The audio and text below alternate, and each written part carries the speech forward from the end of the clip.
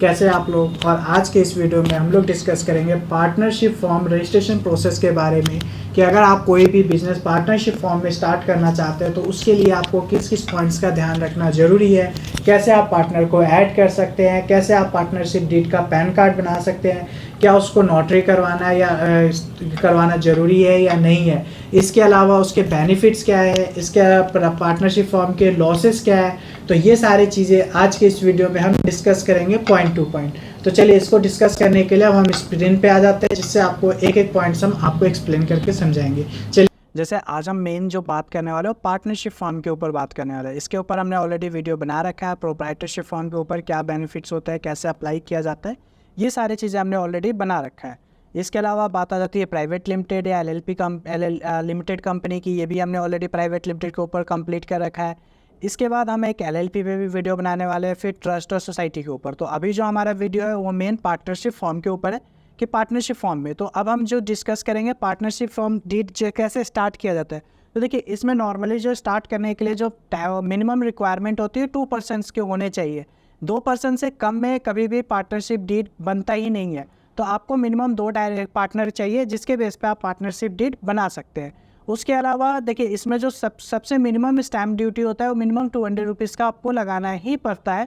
ठीक है, उससे कम का लगाएंगे तो वैलिडिटी उसकी नहीं होती है। तो आपको कभी भी आप पार्टनरशिप डीड कर रहे हैं, वो स्टेट वाइज डिपेंड करता है कि किस स्टेट का है, उसके हिसाब से वहाँ का पार्टनरशिप डीड का स्टैम्प ड्यूटी भी उसी हिसाब से जाता है।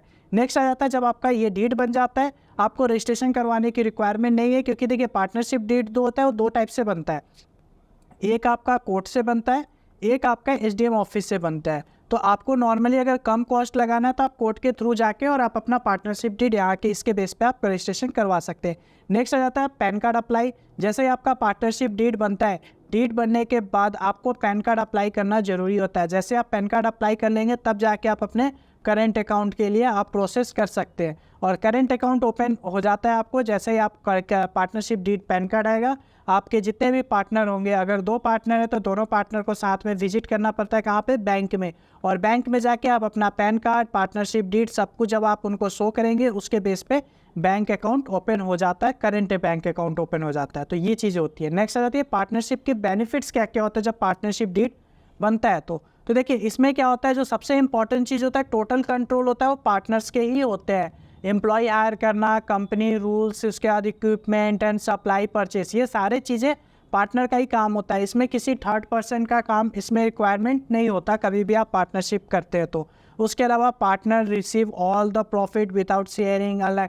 जब भी आप पार्टनरशिप डीड बनाते हैं तो अगर उसमें साल में जो भी प्रॉफिट हुआ, सपोज एग्जाम्पल के बेस पे अगर आपका साल का 10 लाख का प्रॉफिट है स्टार्टिंग में, तो जो भी प्रॉफिट होगा वो दोनों पार्टनर के बीच में इक्वल शेयर होंगे। जैसे 10 लाख है तो उसका अगर कुछ एक्सपेंसेस है तो एक्सपेंसेस निकालने के बाद एक पार्टनर का अगर 50% शेयर है तो 5 लाख दोनों के बीच में इक्वल डिवाइड होता है। बट ऐसा कॉर्पोरेट कंपनी में नहीं होता। जैसे प्राइवेट लिमिटेड हो गया, LLP हो गया, उसके अलावा लिमिटेड कंपनी हो गया, इसमें ऐसा प्रॉब्लम आती है।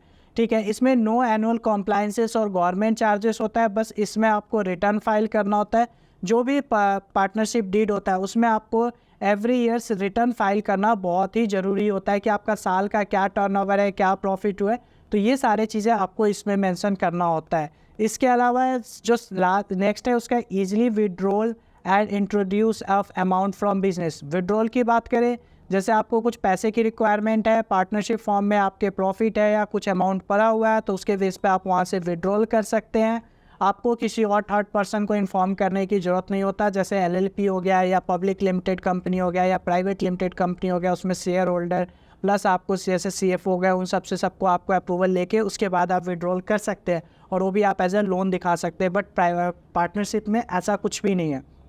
नेक्स्ट, आपको अगर अमाउंट भी उसमें डालना है तो आपको किसी थर्ड पर्सन से रिक्वायरमेंट नहीं होता। आप दोनों पार्टनर आपस में डिसाइड कर लीजिए, उसके बेस पे आप उसमें जाके आप ऐड कर सकते हैं अमाउंट। तो ये सारे चीज़ें बेनिफिट्स होता है। Easily loan from any relative और non person, no legal boundation, ये सारे चीज़ें पार्टनरशिप में एक बहुत ही इंपॉर्टेंट बेनिफिट्स है। नेक्स्ट आ जाता है डिसएडवांटेज। देखिए, partnership bear all the responsibility of the partnership form action is financial obligation. Means अगर कुछ भी होता है, जो भी लॉस होता है, उसके लिए अगर कोई भी केस होते हैं या कुछ भी होता है तो उसमें आपके जो भी पार्टनर होंगे दोनों को जो भी अगर अपना प्रॉपर्टी भी होता है वो भी आपको बेच के उसके बाद आपको सारा लॉस आपको देना पड़ता है। तो ये सबसे एक इम्पॉर्टेंट क्लॉसेस है पार्टनरशिप फॉर्म के, जो पब्लिक लिमिटेड या प्राइवेट लिमिटेड कंपनी या एलएलपी में नहीं होता है। तो ये बहुत ही इम्पॉर्टेंट होता है। नेक्स्ट आ जाता है आपके डिसएडवांटेज में आ जाता है difficult to raise share capital from investor for expansion of business. ये चीज़ है क्योंकि इसमें देखिए सबसे बड़ा बात आ जाती है ट्रस्ट का।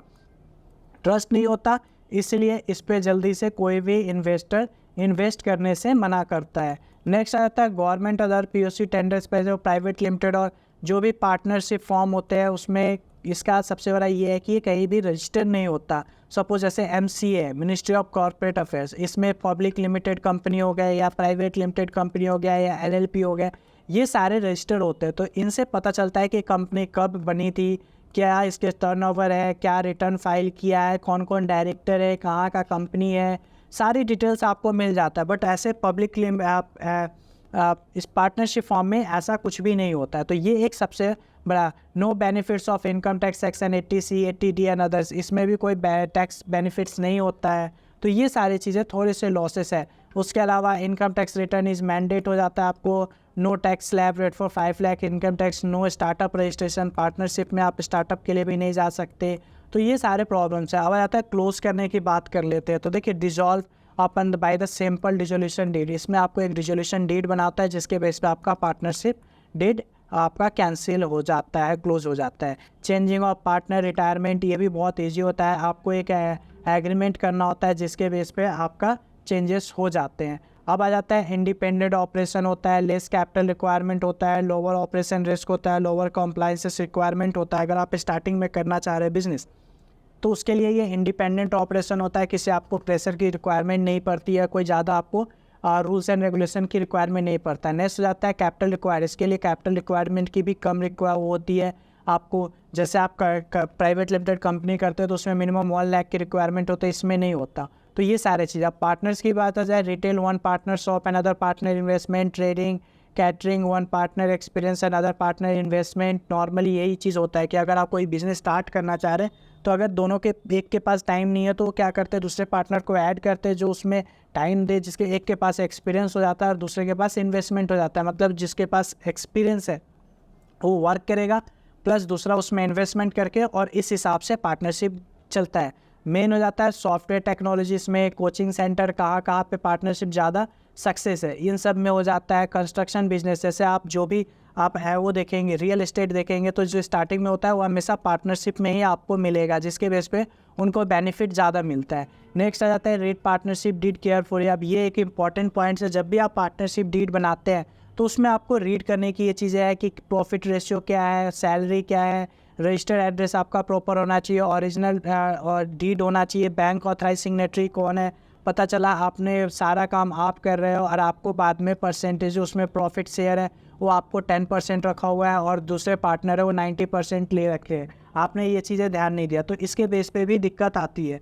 तो ये सारी चीज़ें होती है। बैंक ऑथराइज सिग्नेटरी कौन है, scope decided by each partner, exist mode क्या क्या है, तो ये कॉम्प्लाइंसेस होते हैं जो आपको ध्यान रखना होता है। तो ये सारे चीज़ें इंपॉर्टेंट्स थे। अगर वीडियो अच्छी लगी हो तो लाइक ज़रूर कर दीजिएगा और चैनल को सब्सक्राइब जरूर कर दीजिएगा, जिससे कि आपका जो भी लेटेस्ट अपडेट वीडियो आता रहे वो आपको टाइम टू टाइम मिलता रहे। Thank you and